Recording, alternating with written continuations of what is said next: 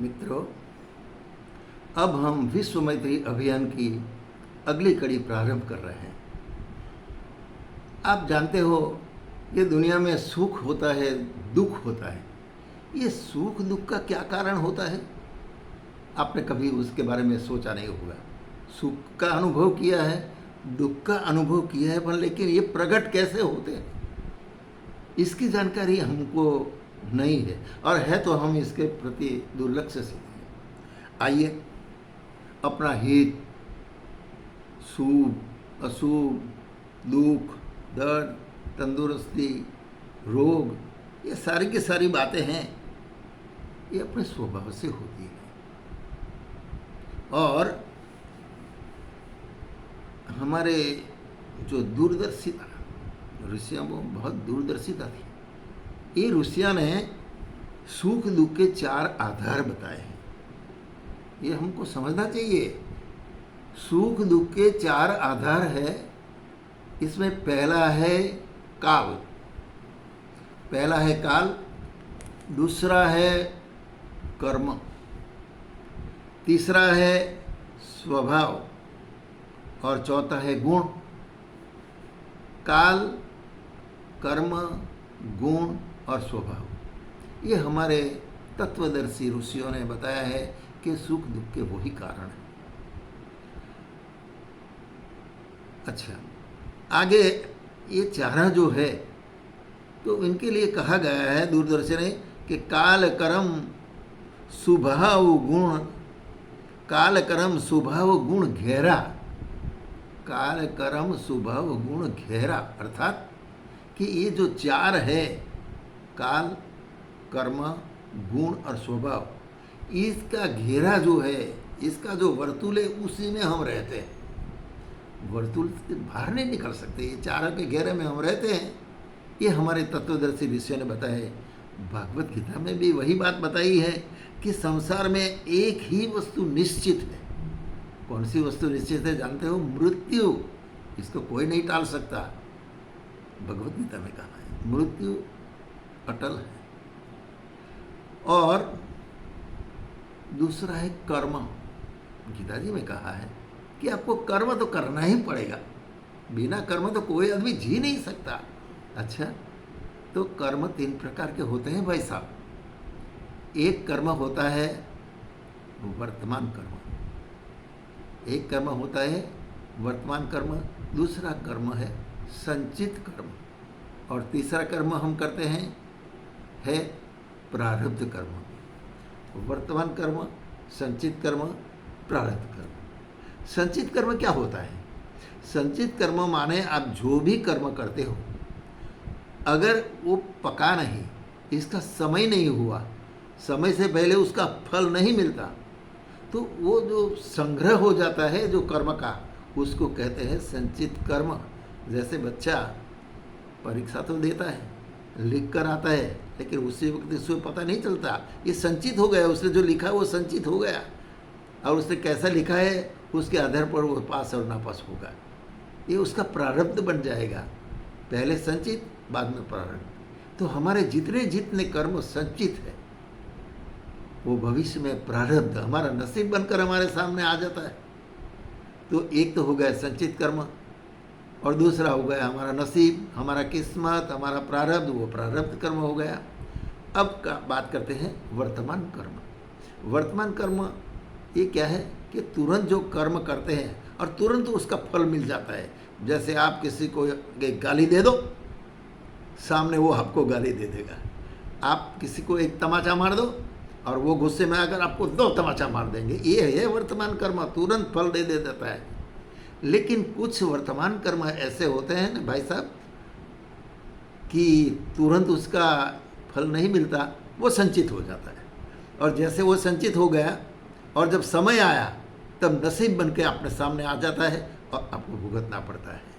तो ये एक दूसरे पर आधारित है। वर्तमान कर्म, संचित कर्म और प्रारब्ध कर्म एक दूसरे से ऐसे जुड़े हैं कि जैसे एक माला के जो मटके होते हैं ना, इस तरह से जुड़े हैं, कोई अलग नहीं होता। लेकिन भाई साहब, एक बात यह है कि आप अपना गुण बदल सकते हो, काल को नहीं बदल सकते। आप काल बदल सकते हो, काल तो काल है। जब ठंडी की सीजन आई तो आपको ठंडी लगेगी, अब गर्मी की सीजन आई तो आपको गर्मी लगेगी, वो काल है, उसको आप नहीं बदल सकते। लेकिन कुछ कुछ परिवर्तन अपने विवेक के अनुसार आप कुछ चेंज कर सकते हो। कैसे? कि बहुत ठंडी पड़ रही है, आप गर्म कपड़े पहन लो, ये आपका विवेक है। अच्छा, बहुत गर्मी पड़ी, एसी चालू कर दो, ये आपका विवेक है। आप ये कर सकते हो, कर्म नहीं बदल। कर्म आपका थोड़ा सा गुण, थोड़ा स्वभाव, थोड़ा विवेक जागरूक करो तो ये आपको थोड़ी राहत मिल जाएगी। लेकिन जिसने जो कर्म किया है वो तो निश्चित रूप से अब तो भुगतना पड़ेगा। ये तो गीता जी में कहा है ना कि भाई कर्म करने के लिए तो आपको अधिकार है, लेकिन फल भुगतने के लिए तो फिर आपका कोई अधिकार नहीं है, वो तो भुगतना ही पड़ेगा, चाहे कोई भी हो, क्यों ना हो। तो ये हमने 4 कर्मों की बात आपको बताई। लेकिन कुछ विवेक के अनुसार जो बदलने की बात है वो तो बिल्कुल सच। जैसे रत्नाकर डाकू था, वालिया। अब वालिया डाकू मार काट करता था, लूटफाट करता था, लोगों को परेशान करता था, पाप का धंधा करता था। मिल गया उसको कौन? नारद जी मिल गए। नारद जी ने अच्छी सलाह दी, हाँ, अच्छे मार्ग पर चलाया। अरे तेरा स्वभाव बदल दे वालिया, और तेरे गुण बदल दे, तू बहुत अच्छा हो जाएगा। उसने इसकी बात मान ली, अपना स्वभाव बदल दिया भाई साहब, मारकाट बंद, लूटपाट बंद, व्यसन बंद, सब कुछ बंद कर दिया।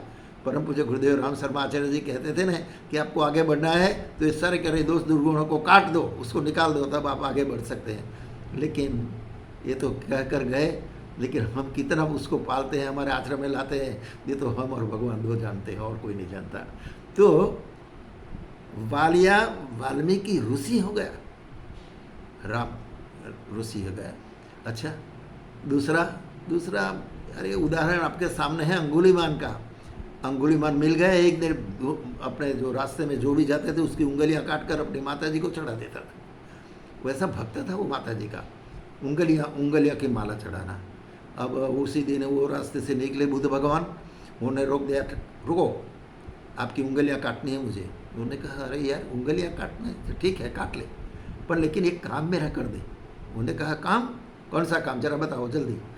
उन्होंने कहा एक काम कर वाले, तू अंगुलीमान खड़ा है ना, उसके ऊपर पीपल का पेड़ है, ये पीपल के पेड़ से एक पत्ता मुझे तोड़ के दे दे, बस और कुछ नहीं चाहिए। उन्होंने कहा हो इतना आसान काम, चलो। उसने एक पत्ता तोड़ दिया, बुद्ध भगवान के हाथ में थमा दिया। बुद्ध भगवान ने कहा अंगुलीमान बहुत अच्छा किया, अब एक काम और कर दे। उन्होंने कहा अच्छा बताइए, जल्दी बताइए, मुझे देर हो रही है, हमारी माता जी को मुझे उंगलियां चढ़ानी पड़ेगी, माला।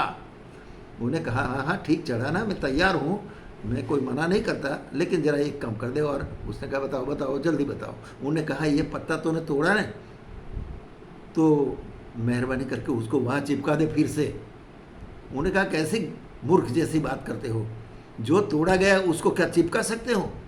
ये नहीं होता, ये नहीं होता। उन्होंने कहा क्यों नहीं होता, ये तो होना चाहिए, तूने तोड़ा, ये तो बच्चा का काम है, ये तो छोटा बच्चा भी काम कर सकता है। उन्होंने कहा हाँ, तो तू इतना बड़ा आदमी, इतना शक्तिशाली और इतना समझदार, और इस बच्चों का काम करता है। इनका दिमाग में आ गया अंगुलीमान ने कि ये कोई महात्मा है, कुछ अच्छी बात करते हैं। उन्होंने कहा अच्छा तो मैं क्या करूं? उन्होंने कहा अच्छा काम कर, ये जोड़ने का काम कर।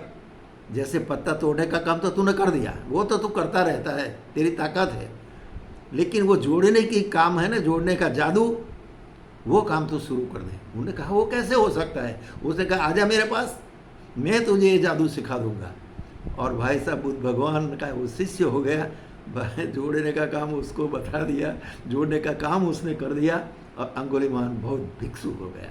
अपने बदल सकता है, अपने स्वभाव को, अपने गुण को बदल सकता है, काल को नहीं बदल सकता, आप समझ जाइए।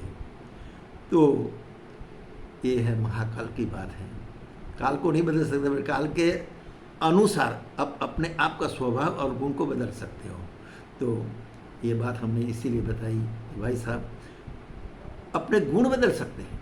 अगर हमारे जीवन में हम मैत्री का भाव लाते हैं तो विश्व हमारा मैत्री भाव में जुड़ जाएगा। हमारे अंदर कपट, द्वेष, चापलूसी, दूसरे की बुराइयां देखना, किसी मारकाट करना, खून खराबा करना, किसी को परेशान करना, ये सारे दोष दुर्गुण जो है ये दोष दुर्गुणों वाला स्वभाव को निकाल दो, निरस्त कर दो, और इसकी जगह पर मैत्री, करुणा, दया, इस भाव को जगा लो, इस गुण को जगा लो। भाई साहब, अंगुलीमाल तो क्या, वालिया लुटारा तो क्या, लेकिन महाकाल ने कहा कि आप इतने आगे बढ़ जाओगे कि इतिहास में आपका नाम अंकित हो जाएगा। सारे दूरदर्शी सब भविष्यवक्ताओं ने कहा है कि भारत एक बार फिर से जगत गुरु बनने जा रहा है, और उसमें वही लोग काम करेंगे जिसने अपने स्वभाव को बदल दिया, अपने गुण को बदल दिया। आइए हम सब मैत्री के माध्यम से वहाँ तक पहुँच सकते हैं। इसीलिए तो विश्व मैत्री अभियान का एक क्रम हमने चलाया है। आप जुड़िए, आपके संपर्क क्षेत्र में इस बात को पहुँचाइए। इस बात के साथ आज का मैं ये विश्व मैत्री अभियान की कड़ी समाप्त करता हूँ। आप सबको उदय सिंह चौहान का सप्रेम प्रणाम।